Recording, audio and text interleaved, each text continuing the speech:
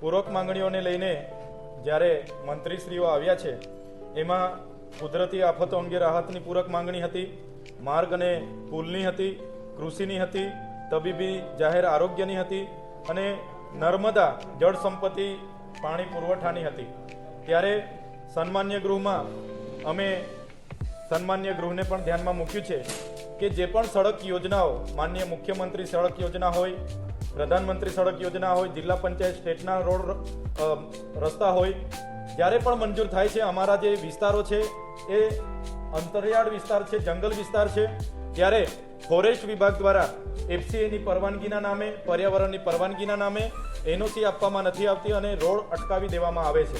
કેટલીક જગ્યાએ કોન્ટ્રાક્ટરોના વાહનોને પણ જપ્ત કરવામાં આવેલા છે અને લાખો રૂપિયાના દંડ ફટકારવામાં આવ્યા છે।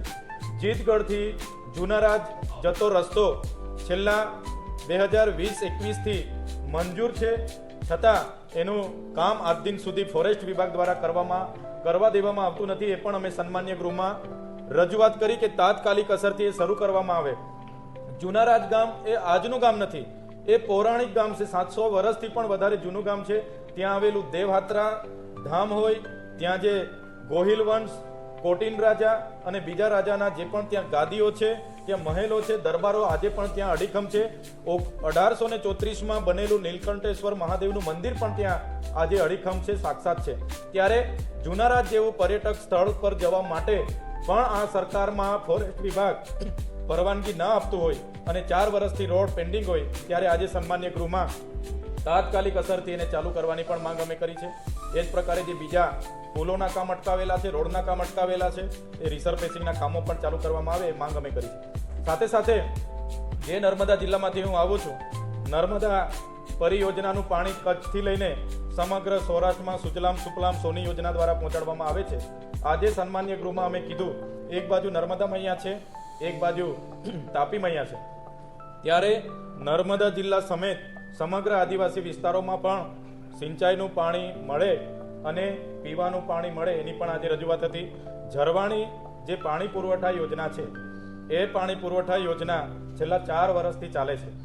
90% રકમના ચૂકવણા પણ થયા છે। 54 ગામમાં પાણી પૂરી પાડવા માટેની યોજના છે, છતાં આજ દિન સુધી એ યોજના પૂર્ણ થઈ નથી। એને પણ સત્વરે પૂર્ણ કરવામાં આવે એ પણ અમે વાત કરી છે। કુદરતી આફતોમાં જે પણ આગજન્ય ઘટનાઓ ઘટે છે અને જેઓ પણ ઘર વખરી કે ઘર બળીને નાશ પામે છે એવા પરિવારોને પણ મુખ્યમંત્રી રાહત ફંડમાંથી સહાય ચૂકવવામાં આવે એની પણ માંગ કરી છે। આપ સૌ જાણો છો, જ્યારે કમોસમી વરસાદ અને માવઠું ગુજરાતમાં આવ્યું અને ગુજરાત સરકારે 11,000 કરોડની જાહેરાત કરી, ત્યારે એ સહાય ખેડૂતના ખાતામાં ડાયરેક્ટ જમા થઈ છે। અમે આજે સન્માન્ય ગૃહમાં સરકાર પર રજૂઆત અને માંગણી કરી છે, જે પણ લોકો ભાગ્યા ખેતીના ભાગરૂપે ખેડૂત પાસે ચોથા ભાગે કે ત્રીજા ભાગે ખેડૂત સાથે જે લોકો ખેતી કરતા હતા, એ ભાગ્યાઓને ના તો સરકારે સહાય આપી છે કે ના તો ખેડૂતને મળેલી સહાયમાંથી એને ભાગ આપવામાં આવ્યો છે। અમે આજે સન્માન્ય ગૃહમાં માંગ કરી છે કે ગુજરાતમાં જે પણ ભાગ્યાઓ ભાગમાં ખેતી કરતા હતા એમને પણ ગુજરાત સરકાર સહાય આપે એની આજે અમે આ સરકારમાં માંગ કરી છે, ગૃહમાં માંગ કરી છે। સાથે જ આરોગ્યમાં પણ પૂરક માંગણી લઈને આવ્યા છે। ત્યારે નર્મદા જિલ્લામાં સિટી સ્કેન, સોનોગ્રાફી, સબવાહિની જેવા સાધનો આજે પણ નથી, તો civil hospital, sub district hospital અને પ્રાથમિક અને સામૂહિક આરોગ્ય કેન્દ્રમાં પૂરતા સાધનો અને પૂરતો સ્ટાફ ઉપલબ્ધ કરાવવામાં આવે એ આજે સન્માન્ય ગૃહમાં અમે રજૂઆત કરી છે અને સરકાર પર એ માંગ અમે કરી છે। એ જ પ્રકારે અંકલેશ્વરથી જે નેશનલ હાઈવે ડેડિયાપાડા સાગબારા થઈને મહારાષ્ટ્રને જોડતો નંદુરબાર બુરહાનપુર સુધી જાય છે, ત્યાં કરજણ નદી પર એક પુલ જર્જરિત છે એમ કરીને 8 થી 10 મહિના પહેલા માર્ગ મકાન વિભાગે બંધ કરેલો છે, જેના કારણે અમારા વિસ્તારના ખેડૂતો શાકભાજી લઈ જતા, કાચો માલ લઈ જતા, એમને નીંગળથી ભૂતબેડા જતા ખરાબ રોડ પર, ગ્રામ્ય રોડ પર ફરીને નેત્રંગ જવું પડે છે। આ પુલને તાત્કાલિક અસરથી મંજૂર કરવામાં આવે અને મંજૂર થાય અને કામકાજ પૂર્ણ થાય ત્યાં સુધી એનું ડાયવર્ઝન બનાવવામાં આવે એ આજે અમે સન્માન્ય ગૃહમાં માંગ કરી છે।